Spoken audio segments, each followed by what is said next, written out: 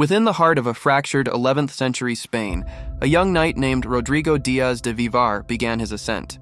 Serving under King Sancho II of Castile, Rodrigo quickly distinguished himself not just for his noble birth, but for his unparalleled skill on the battlefield.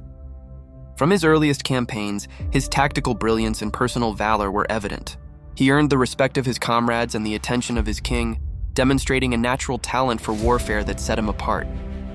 In the chaotic tapestry of the Reconquista, where loyalties shifted like desert sands, Rodrigo's prowess in combat made him a cornerstone of Castilian military power, a promising champion in a land desperate for heroes. His early victories were a clear sign of the legend that was to come, a warrior destined for greatness in an age of conflict. However, the wheel of fortune is ever turning. Following King Sancho's assassination, his brother, Alfonso VI, ascended to the throne of a reunified Leon and Castile.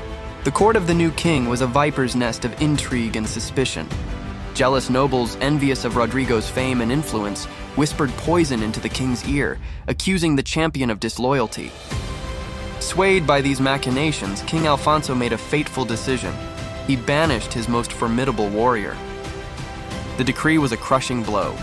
Rodrigo was forced to bid a sorrowful farewell to his beloved wife, Jimena, and his young children, leaving behind not just his family, but the very homeland he had fought so hard to protect. This unjust exile marked the end of his service to Castile and the beginning of a new, uncertain chapter in his life.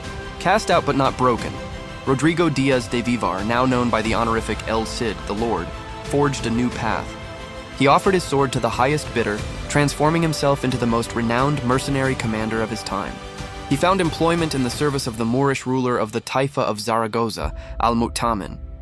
Here, El Cid's military genius flourished unconstrained.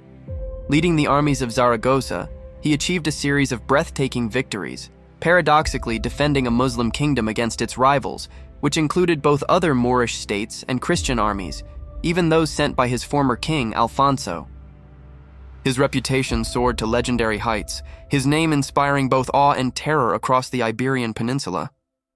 He had become a power unto himself, loyal only to the men who followed him and the code of honor he embodied. El Cid's ambition, however, reached far beyond serving other rulers. His gaze fell upon the wealthy and strategic city of Valencia, a jewel on the Mediterranean coast. What followed was not a swift assault, but a grueling, multi-year siege that would test the limits of his endurance and strategic acumen. He methodically cut off the city's supply lines, repelled relief armies, and expertly managed the morale of his own diverse force of Christian and Moorish soldiers.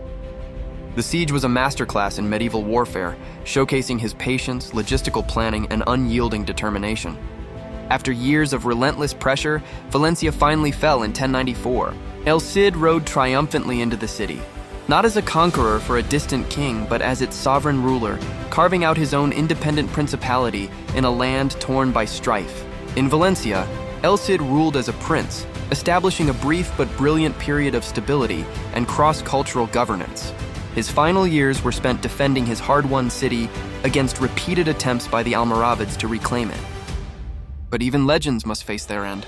In 1099, the great warrior died, yet his story did not conclude with his last breath. In a moment that has become immortalized in epic poetry, his wife, Jimena, ordered his body to be clad in his armor and strapped upright onto his famous warhorse, Babieca. With the lifeless Cid at its head, his army charged out of the city gates one last time.